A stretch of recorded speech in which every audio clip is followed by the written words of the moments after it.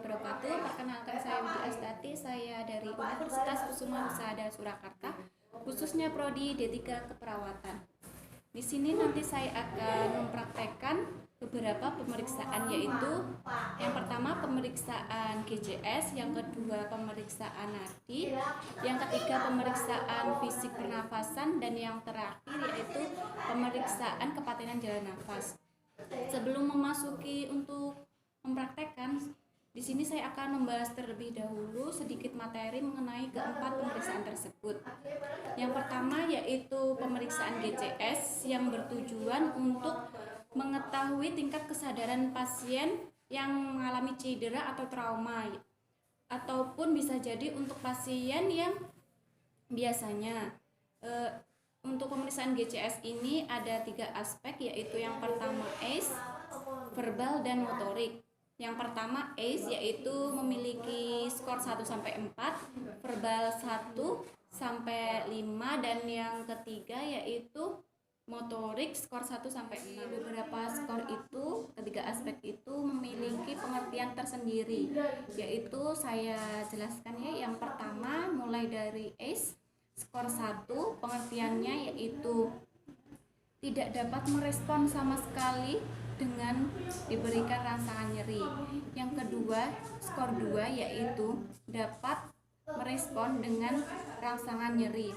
Rangsangan nyeri sendiri yaitu ada 3 bagian, yaitu pada sternum, pada bahu, dan pada ujung kuku. Yaitu atau skor yang ketiga dapat merespon dengan perintah. Yang keempat atau skor 4 yaitu tanpa perintah, tanpa dirasa nyeri, itu dapat merespon secara spontan. Yaitu kita yang kedua yaitu memasuki aspek verbal, yaitu skor 1-5, dimulai dari skor 1 yaitu tidak dapat merespon sama sekali. Yang skor 2 yaitu dapat merespon tetapi responnya itu tidak jelas. Yang skor 3 yaitu dapat merespon tetapi jawabannya itu tidak nyambung. Skor yang keempat yaitu dapat merespon tetapi responnya itu lambat atau pasien menjawabnya itu dengan bingung. Yang kelima yaitu dapat merespon dengan benar.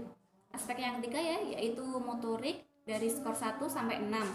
Pengertian dari skor 1 sendiri yaitu tidak dapat merespon sama sekali meskipun sudah diberikan rangsangan nyeri. Seperti yang tadi, respon rangsangan nyeri itu ada 3, yaitu di sternum, pada bahu, dan pada ujung kuku. Untuk skor yang kedua yaitu dapat merespon dengan ekstensi abnormal. Yang skor 3 yaitu merespon dengan fleksi abnormal. Untuk skor 4 yaitu dapat menghindari nyeri. Yang kelima dapat mengalokalisir nyeri. Yang keenam yaitu dapat melakukan gerak motorik dengan perintah. Ini sudah selesai untuk pengertian soal materi GCS, yaitu pemeriksaan yang kedua ya, yaitu pemeriksaan nadi. Pemeriksaan nadi sendiri yaitu untuk mengetahui nadi, frekuensi pada kekuatannya dan iramanya, dan juga bisa untuk mengetahui kemampuan pada kardiovaskuler. Pada pemeriksaan nadi ini kita membutuhkan alat yaitu buku, ballpoint, dan arloji yang ada jarum petunjuknya itu. Di sini nanti kita akan memeriksa nadi dengan pada 5 daerah, bukan hanya 1 daerah yang biasanya pada radialis.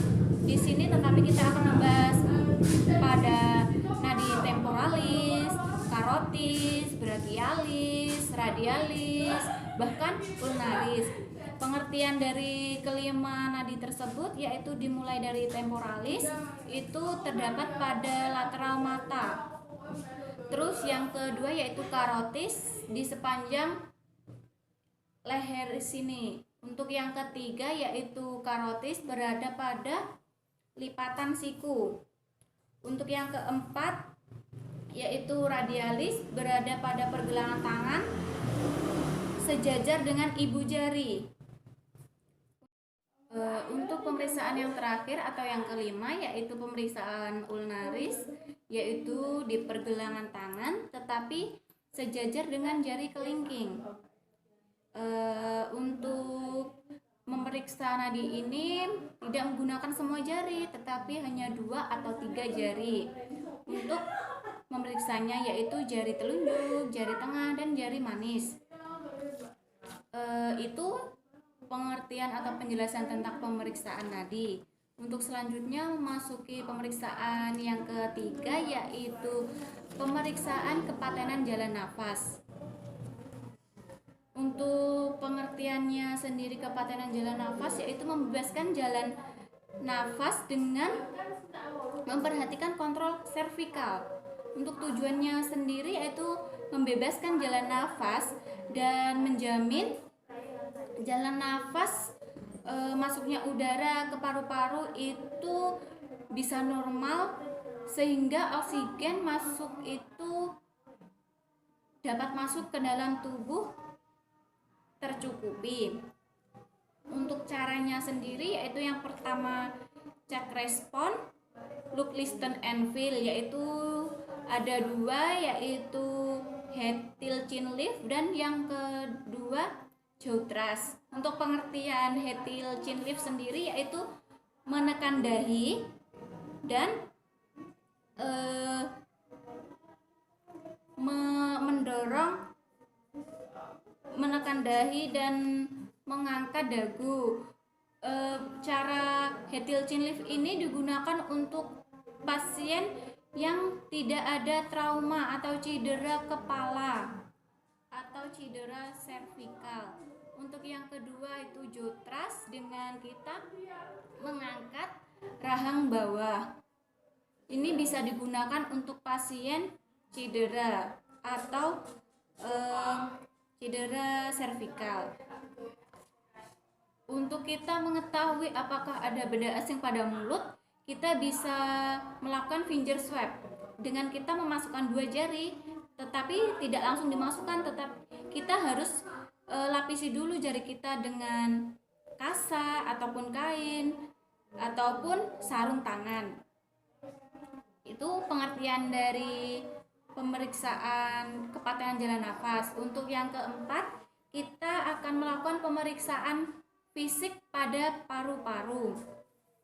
Pemeriksaan fisik paru-paru ini digunakan untuk mengetahui apakah ada kelainan pada paru-paru pasien. Di sini kita melakukan pemeriksaan membutuhkan alat yaitu stetoskop. Di sini ya stetoskopnya, dan ada juga buku dan pulpen untuk mencatat berbagai yang kita periksa itu, dan juga ada jam tangan untuk digunakan. Tujuan dari pemeriksaan fisik paru-paru ini yaitu untuk mengetahui atau tidaknya kelainan pada pernafasan pasien. Kita dengan cara kita inspeksi, palpasi, perkusi, dan auskultasi.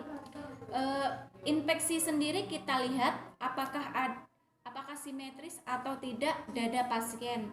Untuk yang kedua palpasi, kita pegang daerah sini, terus kita lihat apakah pengembangan dada pasien itu simetris atau tidak. Yang ketiga, kita perkusi apakah terdapat suara resonan atau hiperresonan. Hiperresonan sendiri itu biasa didapatkan pada pasien pneumotorak. Untuk auskultasi yaitu apabila ditemukan suara vesikuler itu sama dengan normal.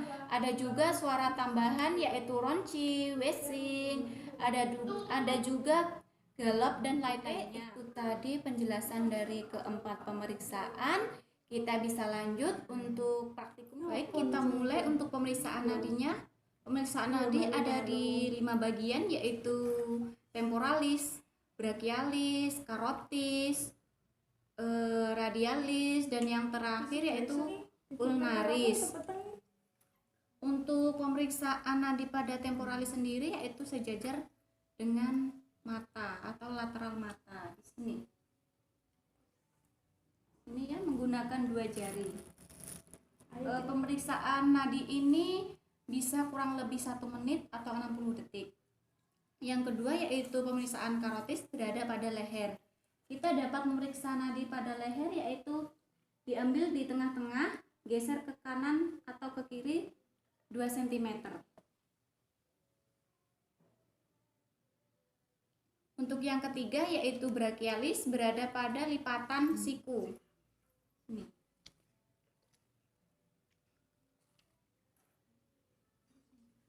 Baik, untuk yang keempat yaitu radialis berada pada pergelangan tangan sejajar dengan ibu jari.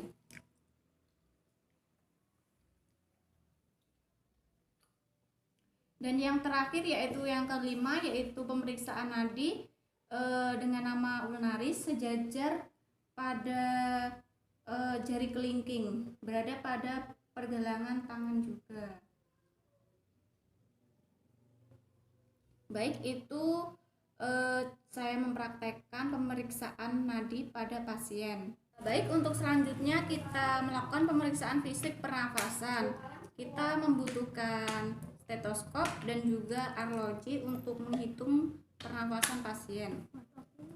Di sini saya akan mempraktekkan dengan cara inspeksi, palpasi, perkusi, dan auskultasi. Untuk inspeksi sendiri yaitu kita lihat dada pasien apakah simetris atau tidak. Untuk yang kedua yaitu palpasi, kita pegang, tarik nafas coba deh. Ya, kita lihat apakah pengembangan dada pasien itu simetris atau tidak. Untuk perkusi sendiri yaitu kita ketuk area sini.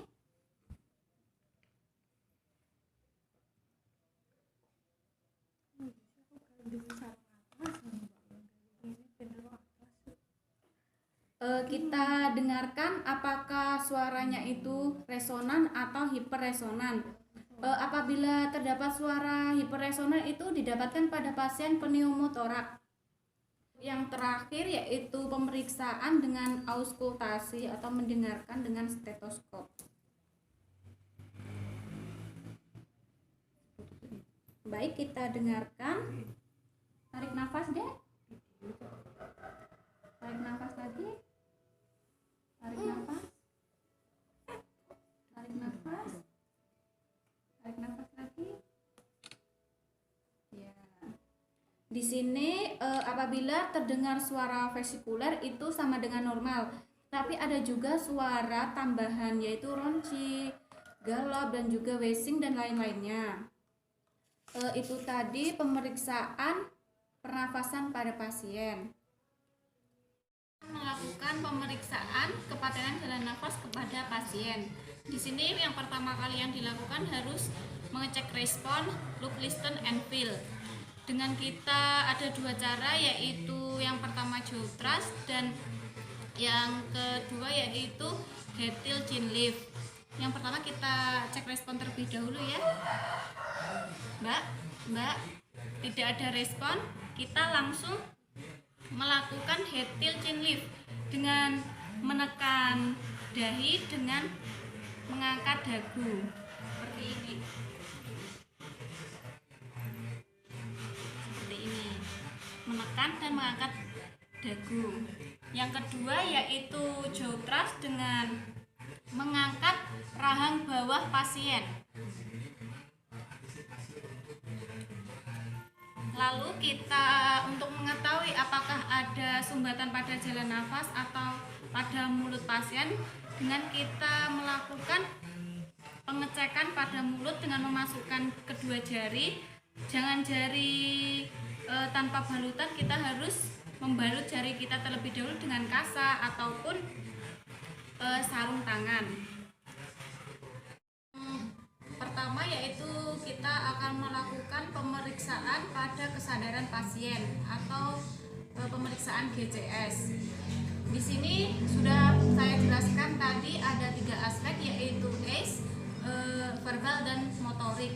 Kita mulai dari S terlebih dahulu ya, ada skor 1 sampai 4. Yang pertama yaitu pasien tidak dapat merespon sama sekali meskipun sudah diberikan rangsangan nyeri. Saya coba ya. Tetap tidak ada respon. Kita coba yang tepuk bahu. Juga tidak ada respon, dan bisa jadi ini kita rangsang diberikan tekanan, tetap tidak ada respon. Untuk yang skor 2 dapat merespon dengan rangsangan nyeri. Coba kita pencet ya, seperti ini ya. Untuk yang ketiga yaitu dapat merespon dengan perintah. Mbak, coba buka matanya terlebih dahulu, Mbak. Ya, seperti ini ya. Yang skor keempat bisa membuka mata dengan spontan meskipun tidak dengan kita suruh. Mbak, ya seperti ini ya. Untuk aspek yang ketiga yaitu aspek motorik atau gerak. Yang pertama yaitu pasien tidak dapat merespon sama sekali meskipun sudah diberikan rangsangan nyeri. Rangsangan nyeri sendiri yaitu sama seperti yang sudah saya jelaskan, ada 3 bagian, yaitu di sternum, dengan tepuk bahu, dengan menekan pada jari-jari pasien. Baik, kita coba untuk mempraktekkan skor yang pertama. Seperti ini ya, tidak ada respon sama sekali, tidak ada gerak. Untuk skor yang kedua yaitu dapat merespon meskipun dengan rangsangan nyeri. Respon pasien itu ekstensi abnormal.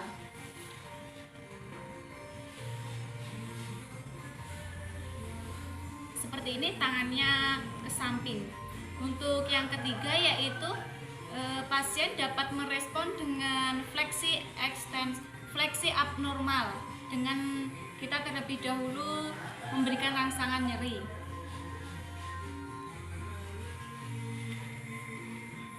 Untuk yang keempat yaitu pasien dapat menghindari rangsangan nyeri. Seperti itu ya, dapat menghindari nyerinya. Untuk yang kelima yaitu pasien dapat mengalokalisir rasa nyeri. Seperti ini, dengan menapuk yang diberikan nyeri. Untuk skor ke-6 yaitu pasien dapat melakukan gerak motorik dengan perintah kita, tidak dengan rangsangan nyeri. Baik, kita praktekkan ya. Bu, coba angkat tangannya yang kanan.